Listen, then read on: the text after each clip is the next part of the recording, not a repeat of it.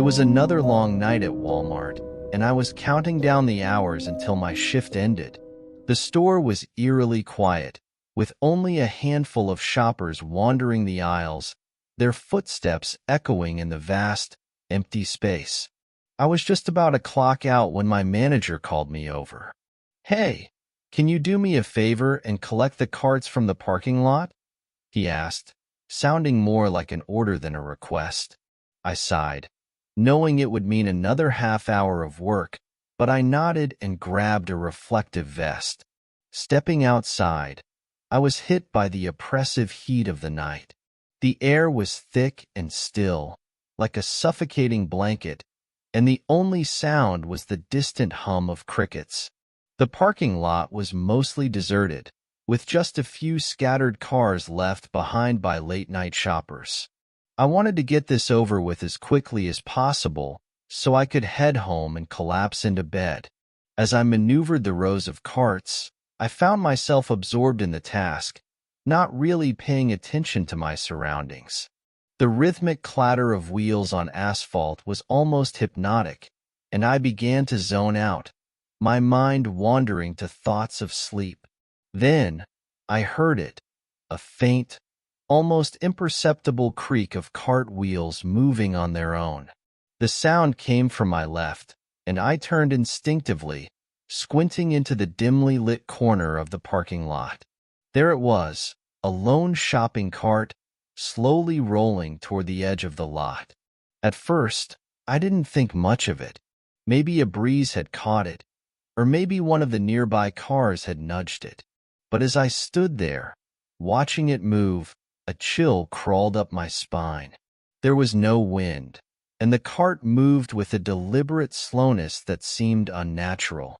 Determined to get my job done, I pushed the unease aside and headed toward the rogue cart. The sound of its wheels echoed unnervingly in the silence, each squeak raising the hairs on my arms.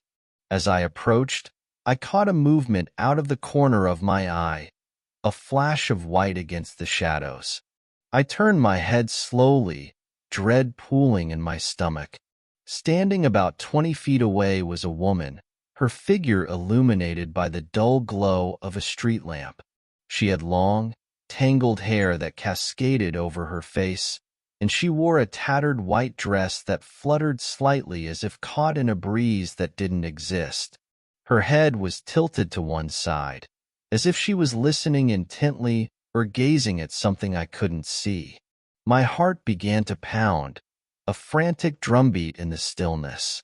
I couldn't tell if she was looking at me or through me, but the intensity of her presence was suffocating. Every instinct screamed at me to turn and run, to put as much distance between myself and whatever she was. But I couldn't move. My feet felt rooted to the spot, paralyzed by fear. I forced myself to take a deep breath, tearing my gaze away from the apparition. I grabbed the cart, my fingers trembling against the cold metal, and began to pull it back toward the store. Each step felt like an eternity, the parking lot stretching endlessly before me. I fought the urge to glance back, terrified of what I might see. The sensation of being watched was palpable, like icy fingers trailing down my spine. Finally, I reached the safety of the store, the automatic doors hissing shut behind me. I exhaled shakily, my heart still racing in my chest. The fluorescent lights felt harsh and unforgiving, but they were a welcome contrast to the dark parking lot outside. I didn't tell anyone about the woman in white, afraid of the ridicule I might face. But from that night on, I refused to collect carts after dark, leaving that task to someone else. The parking lot was never just a parking lot again. It was a place of shadows and whispers, haunted by a presence I couldn't explain and a fear that refused to fade.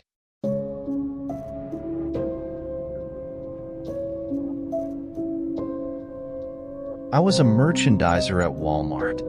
On most days, my job was pretty mundane, but there was one night I'll never forget, and it still gives me goosebumps whenever I think about it.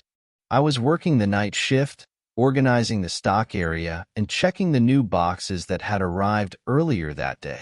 The fluorescent lights overhead flickered slightly, as they often did, casting strange shadows on the walls.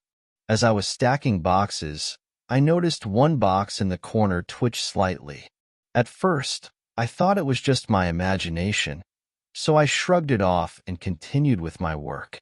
A few minutes later, I heard a soft rustling noise behind me. I turned to see a stack of empty boxes that had been neatly piled against the wall tumble to the ground. There was no draft, no movement in the air that could have caused it. I walked over, picked up the boxes, and restacked them, trying to ignore the chill running down my spine. But as soon as I turned my back, the boxes fell again, almost as if they had been shoved by some invisible force. I felt a creeping unease settle over me, but I tried to stay rational. Maybe I hadn't stacked them properly, I reasoned. Determined not to let my imagination get the best of me, I carefully restacked the boxes, making sure they were balanced perfectly. I took a deep breath and returned to my task, moving a few boxes out to the store floor. When I came back to the stockroom, my heart stopped. Every single box in the room was on the floor, scattered as if a whirlwind had blown through. My mind raced, trying to find a logical explanation, but none came. The silence in the room was deafening. The only sound was my own breathing, which was getting faster by the second. I decided to call in one of the other employees, a guy named Dave, who was working the register. I needed someone else to see what was happening, to prove to myself that I wasn't losing it. Dave arrived, and I asked him if he had been in the stockroom recently. "No," he said, looking at me with confusion.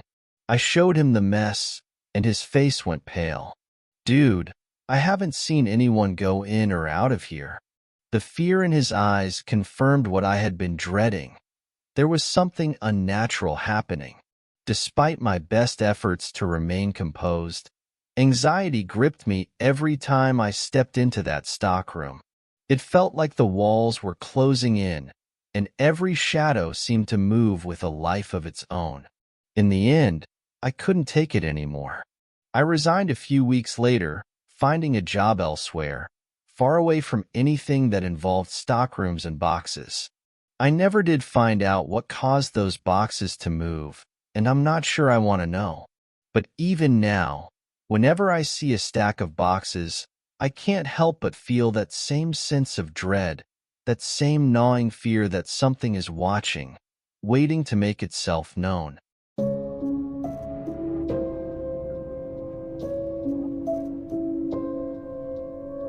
I've been working as a grocery clerk at Walmart for 5 years, and most nights, everything runs smoothly. My shifts usually blend together, restocking shelves, tidying up, and occasionally dealing with the odd customer. But there was one night that left a mark I can't erase. It was nearing closing time, and I was doing my usual rounds, making sure everything was in order before locking up. As I walked through the aisles, I saw only a few customers at the checkout, finishing up their purchases. The store was eerily quiet, a silence that wrapped around me like a shroud as I passed the aisles one by one. I made my way to the toy aisle, the bright colors of boxes and toys a stark contrast to the dim light. That's when I noticed him, a young boy, maybe 6 or 7, darting between the shelves. He wore a white shirt and blue pants, his brown curly hair bouncing as he ran around, playing some game known only to him. "Hey, buddy," I called out, my voice echoing slightly in the empty store. "It's time to go. We're closing up. Where's your mom?" He didn't respond, just giggled and ran to the corner of the aisle. I chuckled, thinking it was just another kid lost in his world. But as I approached the corner to guide him out, he was gone. Vanished. My heart skipped a beat, confusion settling in. I looked around, thinking maybe he'd slipped into another aisle. I headed over to my coworker, Jake, who was busy checking inventory in the next aisle. "Hey, Jake, did you see a kid run past here?" I asked, trying to sound casual. Jake glanced up, eyebrows raised. "A kid? Nah, man, I haven't seen anyone. The place is dead quiet." A shiver ran down my spine, but I shook it off. "We need to find him. He's probably hiding somewhere." We searched the aisles together, and another employee joined in. We checked every corner, behind displays, even in the storage room, but there was no trace of the boy. It was like he'd simply vanished into thin air. My manager, Tom, eventually noticed our frantic search and came over, asking what was going on. I explained about the boy, convinced his parents must have left him behind. Tom, always the practical one, suggested we check the CCTV footage to figure out where he'd gone. In the security room, the monitor flickered to life as the CCTV operator played back the footage from the toy aisle. I leaned in, eager to confirm what I'd seen. There I was on the screen, walking past the toys, stopping to talk to someone. But as the camera zoomed in, my blood ran cold. There was no boy, just me, standing there, talking to thin air. The air in the room grew heavy, a chilling silence settling over us. The hairs on my arms stood on end, a prickling sensation crawling across my skin. I could have sworn, with every fiber of my being, that I'd seen him. That little boy with the curly brown hair. Tom looked at me, his expression a mix of concern and disbelief. "You okay, man?" he asked, his voice low. I nodded slowly, but inside, I was anything but okay. The image of that empty aisle haunted me, a ghost of a memory that didn't make sense. As we left the security room, Jake patted my shoulder. "We all get tired, you know? Maybe it was just a trick of the light." I tried to laugh it off, to brush away the eerie feeling that clung to me, but deep down, I knew what I'd seen. Or at least, I thought I did. The next day, I heard whispers among the staff about the boy in the toy aisle, a ghost story passed down by those who'd worked here long before me. They said he was a child who'd gone missing years ago, never found, leaving behind only tales of his laughter echoing through empty aisles. I never saw him again, but every night, as I walk past the toy aisle, I feel a presence, a cold draft that lingers longer than it should. And sometimes, if the store is quiet enough, I swear I can hear the faint giggle of a child lost to time.